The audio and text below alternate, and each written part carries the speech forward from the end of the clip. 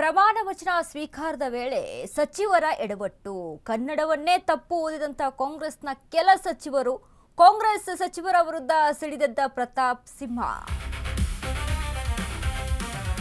ಪ್ರಮಾಣ ವಚನ ಸ್ವೀಕಾರದ ವೇಳೆ ಸಚಿವರ ಎಡವಟ್ಟುಗಳು ಕನ್ನಡ ಓದಕ್ಕೆ ಬರೋದಿಲ್ಲ, ಕನ್ನಡವನ್ನೇ ತಪ್ಪಾಗಿ ಓದಿದ ಕಾಂಗ್ರೆಸ್ನ ಕೆಲ ಸಚಿವರು.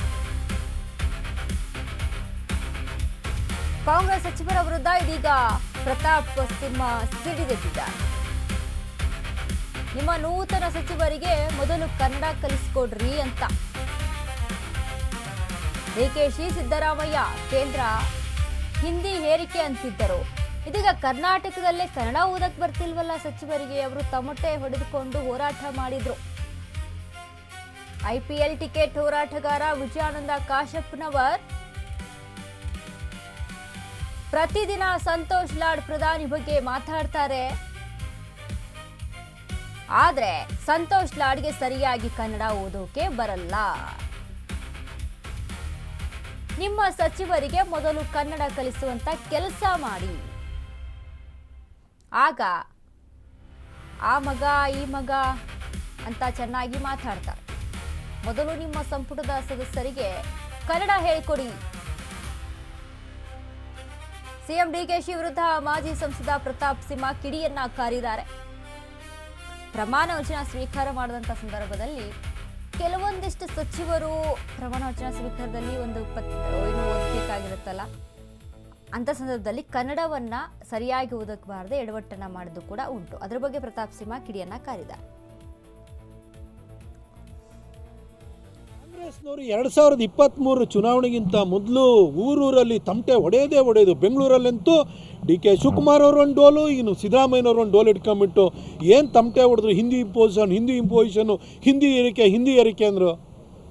ಸಿದ್ದರಾಮಯ್ಯನವರೇ, ನಾನೇನು ನಿಮಗೆ ಉದಯಗಿರಿನಲ್ಲಿರೋರಿಗೆ, ಶಿವಾಜಿನಗರದಲ್ಲಿರೋರಿಗೆ, ಗುರಪ್ಪನ ಪಾಳ್ಯದಲ್ಲಿ ಇರೋರಿಗೆ ಇವ್ರಿಗೆ ಹಿಂದಿ ಕಲಿಸಿ ಅಂತ ನಾನು ಹೇಳೋಕ್ಕಲ್ಲ. ಅದು ಕಲಿಸಲ್ಲ, ನೀವು ಅವ್ರು ಕಲಿಯೋದು ಇಲ್ಲ, ಬಿಟ್ಬಿಡಿ. ಆದರೆ ಆ IPL ಟಿಕೆಟ್ ಹೋರಾಟಗಾರ ವಿಜಯಾನಂದ ಕಾಶಪ್ಪ ಅವರು ಆನಂತರ ನಿಮ್ಮ ಈ ಕಾರ್ಮಿಕರಿಗೆ ಕಿಟ್ ಕೊಡ್ತೀನಿ ಅಂತೇಳಿ ಹೇಳ್ಬಿಟ್ಟು ಪ್ರತಿನಿತ್ಯನೂ ಕೂಡ ಅಮೆರಿಕದ ಟ್ರಂಪಿಗೆ ಮೋದಿಯವರಿಗೆ ಬುದ್ಧಿ ಹೇಳುವಂಥ ಸಂತೋಷ್ ಲಾಡು ಏನು ಸರ್ ಅದು? ಆ ಕನ್ನಡ ಹಿಂದಿ ಇಂಪೋಸಿಷನ್ ಅಂತೀರಿ. ಮೊದಲು ಆ ವಯಸ್ಕರ ಶಿಕ್ಷಣ ಇಲಾಖೆ ಇತ್ತಲ್ಲ, ಆ ವಯಸ್ಕರ ಶಿಕ್ಷಣ ಇಲಾಖೆಯನ್ನು ವಾಪಸ್ ಇನ್ನೊಂದು ಸರಿ ತೆರೆದುಬಿಟ್ಟು ನಿಮ್ಮ ಸಂಪುಟದಲ್ಲಿರೋರಿಗೆ ಕನ್ನಡ ಉಚ್ಚಾರಣೆ ಬಗ್ಗೆ, ಆ ಪದ ಬಳಕೆಯನ್ನು ತಿಳ್ಕೊಳ್ಳೋದ್ರ ಬಗ್ಗೆ ಒಂದು ಸ್ವಲ್ಪ ಅವ್ರಿಗೆ ಅರಿವು ಮೂಡಿಸಿ ಸರ್. ಹಿಂದಿ ಇಂಪೋಸಿಷನ್ ಅಂತೇಳಿ ಹೇಳಿ ಇಷ್ಟೆಲ್ಲ ನೀವು ಹಿಂದಿ ಏರಿಕೆ ಅಂತ ತಮಟೆ ಹೊಡೆದು ನಿಮ್ಮ ಸಂಪುಟದಲ್ಲಿ ಪ್ರಮಾಣ ವಚನ ಸ್ವೀಕರಿಸೋರಿಗೆ ಕನ್ನಡ ಉಚ್ಚಾರಣೆ ಬರಲ್ವಲ್ಲ ಸರ್. ಬರೀ ಆ ಮಗ ಈ ಮಗ ಸೂಮಗ ಬೋಮಗ ಅಂದರೆ ಚೆನ್ನಾಗಿ ಮಾತಾಡ್ತಾರೆ ಆ ವಿಜಯಾನಂದ ಕಾಶಪ್ಪ ಅವರು. ಅದು ಇಲ್ಲಿ ಮಾತ್ರ ಮಾತಾಡೋಕ್ಕಾಗಲ್ಲ. ಎಕನಾಮಿ ಬಗ್ಗೆ ಎಲ್ಲ ಇದು ಬೋಧನೆ ಕೊಡ್ತಾ ಇರ್ತಾರೆ ಸಂತೋಷ್ ಲಾಡು. ಉಚ್ಚಾರಣೆ ಬರಲ್ವಲ್ಲ ಸರ್. ಕನ್ನಡ ಇಂಪೋಸಿಷನ್ ಮಾಡಿ ಸರ್, ನಾನು ನಿಮ್ಮನ್ನು ಕೇಳ್ಕೊಳ್ತೀನಿ. ಹಿಂದಿ ಇಂಪೋಸಿಷನ್ ಬಿಟ್ಬಿಡಿ, ಮೋದಿಯವರಂತೂ ಮಾಡ್ತಾಯಿಲ್ಲ. ಆದರೆ ಕನ್ನಡ ಇಂಪೋಸಿಷನನ್ನು, ಕನ್ನಡ ಹೇರಿಕೆಯನ್ನು ಮೊದಲು ನಿಮ್ಮ ಸಂಪುಟದ ಸಹೋದ್ಯೋಗಿಗಳ ಮೇಲೆ ಮಾಡ್ಕೊಳ್ಳಿ ಅಂತ ನಾನು ಡಿ ಕೆ ಶಿವಕುಮಾರ್ ಅವ್ರನ್ನ ಕೇಳ್ಕೊಳ್ತೀನಿ. ಅವತ್ತೇ ಮಹಿಳಾ ವಿರೋಧಿ ಅನ್ನೋದು ನಮಗೆ ಗೊತ್ತಾಗಿದೆ. ಅದಾದ ನಂತರ ಮೋದಿಯವರು 33% ರಿಸರ್ವೇಷನ್ನು ಮಹಿಳಾ ವಿಧೇಯಕನ ತರಬೇಕಾದ್ರೆ ಅದನ್ನು ಅಪೋಸ್ ಮಾಡಿರಿ. ಅದಾದ ನಂತರ ಈಗ ಡಿಲಿಮಿಟೇಷನ್ನು ತಗೊಂಬಂದ್ರೆ ಕಳೆದ ಏಪ್ರಿಲ್ ಮೇನಲ್ಲಿ ಮತ್ತೊಂದು ಸರಿ ಅಟೆಂಪ್ಟ್ ಮಾಡಿರೋ ಅದನ್ನು ತರಬೇಕು ಅಂತೇಳಿ ಹೇಳಿಬಿಟ್ಟು ಆಗಲೂ ಕೂಡ ವಿರೋಧಿಸಿದ್ರೆ ನೀವು. ಆದರೆ ಸಿದ್ದರಾಮಯ್ಯನವರೇ, ನೀವೆಂತೂ ಸಮಾಜವಾದಿ ಹಿನ್ನೆಲೆಯಿಂದ ಬಂದಿದ್ರಿ. ಆದರೆ ಕಾಂಗ್ರೆಸ್ಸಿನ ರಕ್ತವನ್ನು ಇಷ್ಟು ಬೇಗ ನಿಮ್ಮೊಳಗಡೆ ಇಳಿಸ್ಕೊಳ್ತೀರಿ ಅಂತ ನಾನು ಅಂದ್ಕೊಳ್ಳಿಲ್ಲ.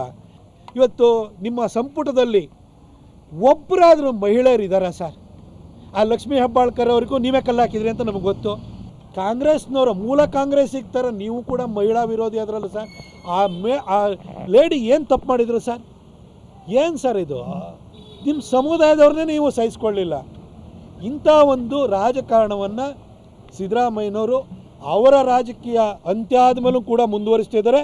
ಇತ್ತೀಚೆಗೆ ಹೇಳಿಕೆ ಕೊಟ್ಟಿರೋ ರಾಜಕೀಯ ಎಲ್ಲ ಹೊಲಸಾಗ್ಬಿಟ್ಟಿದೆ, ಬಗಡಾಗೋಗ್ಬಿಟ್ಟಿದೆ, ನಾನು 2028 ನಿಲ್ಲಲ್ಲ ಅಂತ.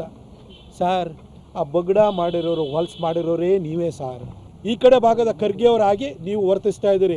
ನೀವು ಮಾಡ್ರ ಸರ್ ಹೊಲಸನ್ನು, ಬೇರೆ ಯಾರೂ ಮಾಡಿಲ್ಲ. ಈ ಕಾಂಗ್ರೆಸ್ನವರು